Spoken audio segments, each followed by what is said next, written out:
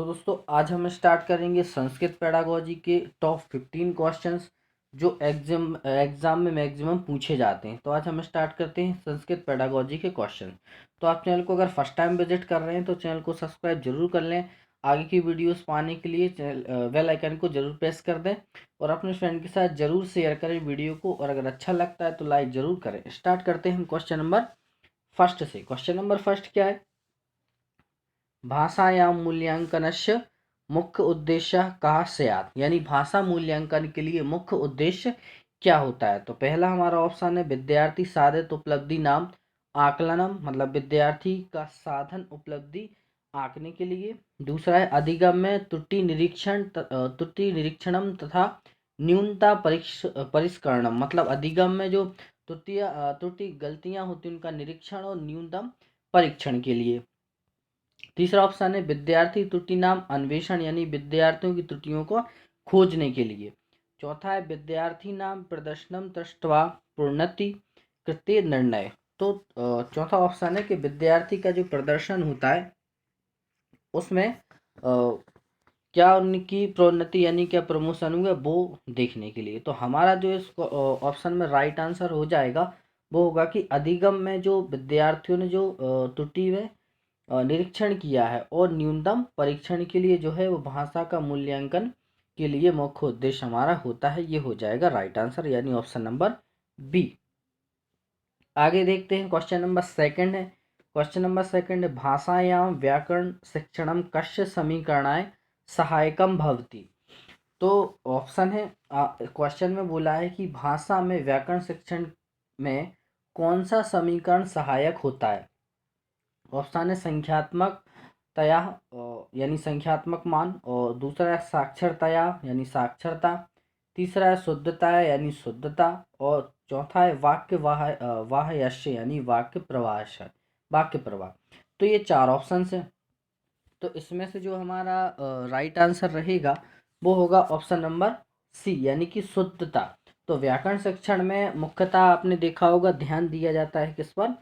शुद्धता पर। तो जो राइट आंसर होगा वो हमारा होगा ऑप्शन नंबर सी। अब यहाँ पे संस्कृत में क्वेश्चन इसलिए रखे गए हैं क्योंकि आपको पता है कि आपके एग्जाम में जो है वो क्वेश्चन संस्कृत में ही आएंगे, हिंदी में बिल्कुल भी नहीं आएंगे। और अगर आपको देखना है तो हिंदी पेडागोजी और संस्कृत पेडागोजी में कोई भी फर्क नहीं है, एक जैसे ही रहते हैं, सिर्फ उसमें संस्कृत में लिखा रहे, इसमें संस्कृत में होता है, उसमें हिंदी में लिखा रहता है। ठीक है, आगे क्वेश्चन नंबर थर्ड देखते हैं। लेखन दिव्यांग्या नाम लेखन कौशल वर्धनार्थम कस्य आवश्यकता भवति, यानी जो दिव्यांगजन होते हैं उनकी लेखन कौशल में किस की आवश्यकता होती है। तो ऑप्शन नंबर फर्स्ट क्या है? समीचीन शब्दावली प्रयोग, यानी कि पास वाली जो शब्दावली होती है उसका प्रयोग, सही शब्दावली का प्रयोग। ऑप्शन नंबर सेकंड क्या है? सुंदराणी हस्ताक्षराणी, यानी कि सुंदर लेख यानी अच्छी राइटिंग। और तीसरा होता है विचाराणाम मौलिकता, यानी मौलिकता में विचार। और चौथा होता है प्रतीकात्मक भाषाया, यानी प्रतीकों की भाषा। तो इसमें जो हमारा राइट आंसर रहेगा वो क्या होगा? तो जो हमारा राइट आंसर वो होगा ऑप्शन नंबर फर्स्ट, यानी कि समीचीन शब्दावल्य प्रयोग, यानी कि सही शब्दावली का प्रयोग जो है वो लेखन कौशल में आवश्यक होता है। क्वेश्चन नंबर फोर्थ, अब ये हमारा क्वेश्चन नंबर फोर्थ है। तो क्या लिखा है? बहुभाषिकता, यानी बहुभाषिकता क्या है?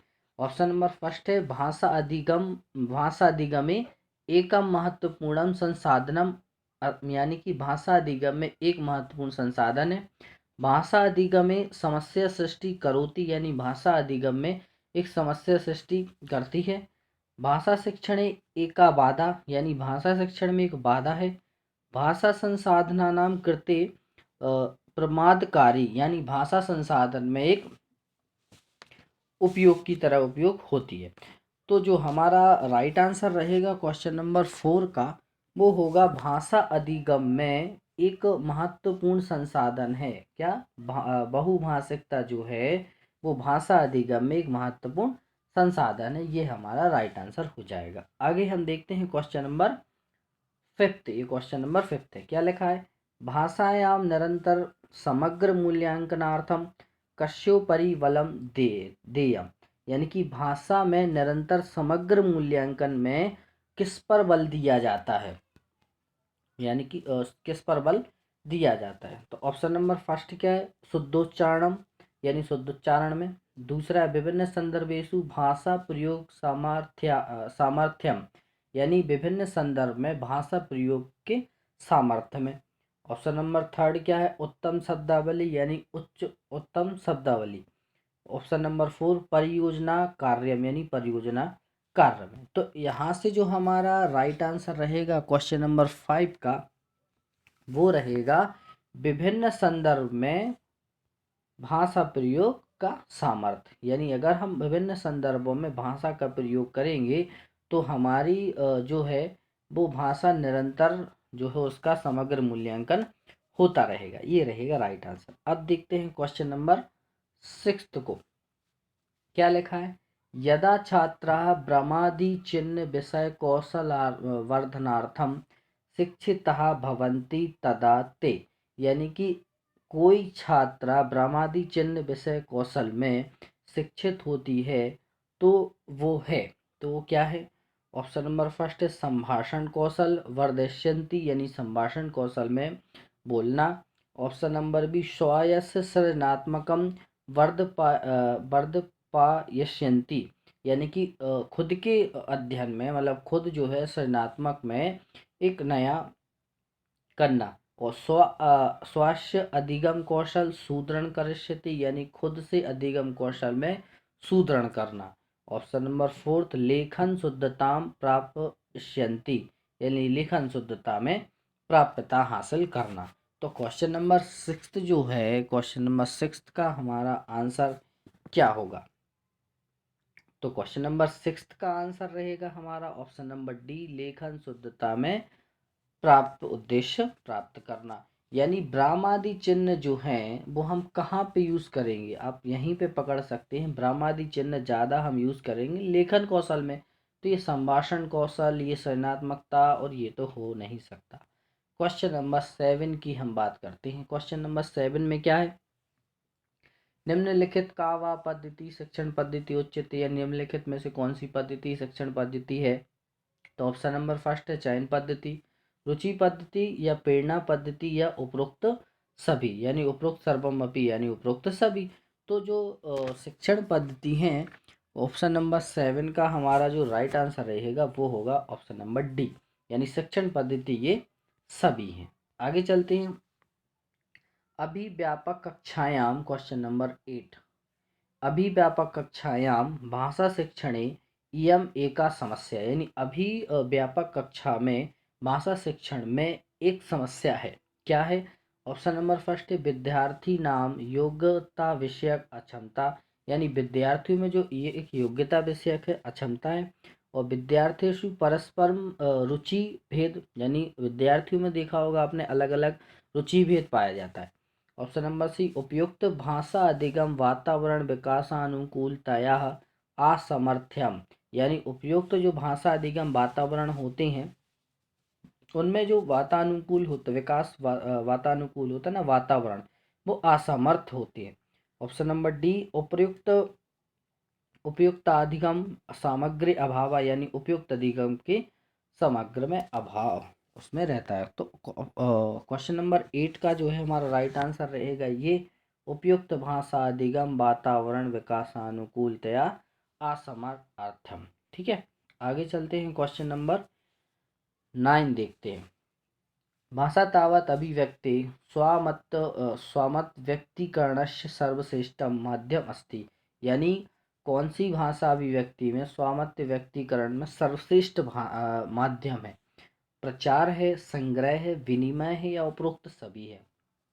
तो भाषा अधिगम में ज़्यादातर जो है वो विनिमय होता है, यानी एक्सचेंज करना। मतलब भाषा अधिगम आप ज़्यादातर जो बोलेंगे ना, अभिव्यक्ति व्यक्त करेंगे, उससे ज़्यादा भाषा अधिगम होगा। ओके, क्वेश्चन नंबर 10 देखते हैं क्या लिखा है। रटन अभ्यास कारणेन विद्यार्थी नाम विकासे की दृश्यति भवती, यानी रटन अभ्यास के कारण विद्यार्थियों के विकास में कौन सी क्षति होती है। तो ऑप्शन नंबर फर्स्ट है कक्षाया अध्यापन क्रमात् दूरीकृता भवन्ति, यानी कक्षा के अध्यापन कार्य में दूरी बढ़ जाती है। ते अध्ययनोपरि समुचितं ध्यानं दातुम् अशक्ताः भवन्ति, यानी उनके जो अध्ययन पढ़ने के बाद है उनका जो ध्यान है वो नहीं दे पाती, ये अशक्तता होती है। ऑप्शन नंबर सी, तेषां बुद्धि विकास न भवति, यानी कि ये उनकी बुद्धि में विकास नहीं हो पाता है। और तेषां आत्मविश्वास नष्ट भवति, यानी उनका जो आत्मविश्वास है वो नष्ट हो जाता है।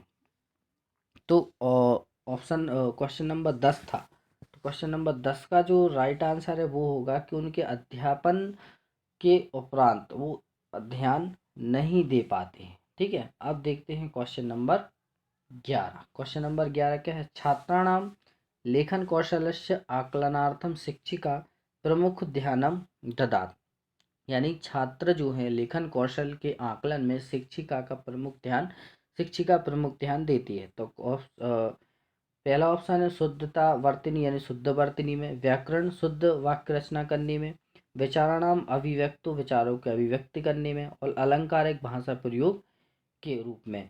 तो उसका जो राइट आंसर रहेगा वो होगा विचाराणाम अभिव्यक्ति करोति, यानी विचारों की अभिव्यक्ति में जो है वो लेखन कौशल का अच्छे से उपयोग किया जाता है। ऑप्शन नंबर क्वेश्चन नंबर 12 क्या लिखा है? भाषा दक्षता की दो तत्व सन्निविष्टे, यानी भाषा दक्षता में कौन से दो तत्व सन्निष्ठ होते हैं? तो पहला है लिप्सतरणम सुंदरम हस्ताक्षरम, यानी अच्छी राइटिंग लिखना, शुद्धता धारा प्रवाह चा, यानी शुद्धता के साथ धारा प्रवाह के साथ चलना, और द्रुत पठनम क्रम वीक्षणम चा, योग्यम उच्चारण गंभीरतया पठनम। तो जो राइट आंसर रहेगा क्वेश्चन नंबर 12 का वो रहेगा ऑप्शन नंबर सी, यानी द्रुत पठनम क्रम वीक्षणम चा, यानी धीरे धीरे से पढ़ना और क्रम से पढ़ना। आगे चलते हैं, सम विभाग विषय का उक्ति समीचीना, यानी सम विभाग विषय में कौन सी युक्ति ठीक रहेगी? तो ऑप्शन नंबर है छात्राणाम कीर्तीनाम संग्रहतः सुरक्षितः स्थापनम एतस्य प्रमुखम प्रयोजनम, यानी छात्र में संग्रह और सुरक्षित स्थापित करके कौन सा प्रमुख प्रयोजन होगा? एतेन शिक्षकास्य समयस्य संचय भवति अपि च छात्रा कार्यरत तिष्ठन्ति, यानी ऐसे शिक्षक के लिए समय पे संचित होते हैं और छात्र भी उसका कार्य करते हैं। ऑप्शन नंबर सी, एतेन छात्रस्य क्रमशः प्रगति विषय शिक्षिका बोधे सहायता भवति, यानी कि ऐसे छात्र क्रमशः प्रगति विषय में शिक्षक के लिए बोध में सहायतक होते हैं।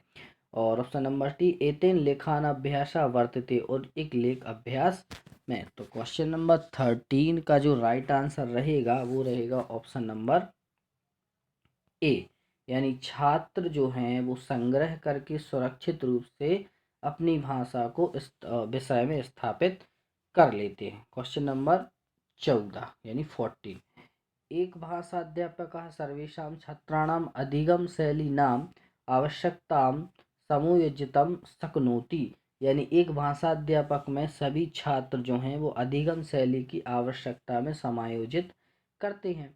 तो ऑप्शन नंबर फर्स्ट क्या है? प्रतिदिनम छात्राणाम आकलनम कृत्वा, यानी प्रतिदिन छात्रों का आकलन करना चाहिए, केवल अध्ययनार्थम नापि तु नृत्ये वादे क्रीडायां चित्रांकन कक्षायां च भागम गृहीतम छात्रभ्य प्रेयति, यानी केवल अध्ययन कार्य न करके उनमें खेल के और चित्र के रूप में कक्षा में चित्रांकन करवा के उनसे इसमें भाग लेने के लिए प्रेरित करना। ऑप्शन नंबर सी, विभिन्नानां शिक्षण विधिनां पद्धतिं च प्रयोग कृत्वा विभिन्न छात्राणाम आवश्यकता अनुसार विभिन्न आकलनोपि करोति, यानी विभिन्न शिक्षण विधियों से प्रयोग करते हुए विभिन्न छात्रों की आवश्यकता अनुसार उनका आकलन करना, और प्रत्येक शब्दम पाठित्वा अनुवादम कृत्वा अनंतरम च पाठस्य पुनरावृत्ति कृत्वा, यानी प्रत्येक शब्द को पढ़ते समय अनुवाद करके उसके तुरंत बाद पाठ की पुनरावृत्ति करना। तो ऑप्शन क्वेश्चन नंबर 14 का जो राइट आंसर रहेगा वो रहेगा ऑप्शन नंबर बी, यानी केवल जो है उनका अध्यापन ना करके उनको खेलने में और चित्र बनाने में भाग लेना भी छात्रों को प्रेरित करना चाहिए। अब ये हमारा क्वेश्चन नंबर 15 यानी लास्ट क्वेश्चन रहेगा। तो भारत के लिए भारतस्य संविधानस्य अष्टायां सूचीं वर्तमान काले कति भाषा विद्यन्ते, यानी भारत के संविधान में 8वीं अनुसूची में वर्तमान में कितनी भाषाओं का वर्णन किया गया है। तो आप सभी को पता है कि 22 भाषाओं को 22 भाषाओं का जो है वो वर्णन संविधान की 8वीं अनुसूची में किया गया है। तो ये थे हमारे इस चैप्टर के मतलब 15 क्वेश्चन इस सीरीज के। तो अगर आपको अच्छे लगे हों तो वीडियो को लाइक ज़रूर कर दें, अपने फ्रेंड के साथ शेयर कर दें, और अगर चैनल को फर्स्ट टाइम विजिट किया हो तो सब्सक्राइब ज़रूर कर लें। हम मिलते हैं नेक्स्ट वीडियो में ऐसे ही और अगले 15 क्वेश्चंस के साथ।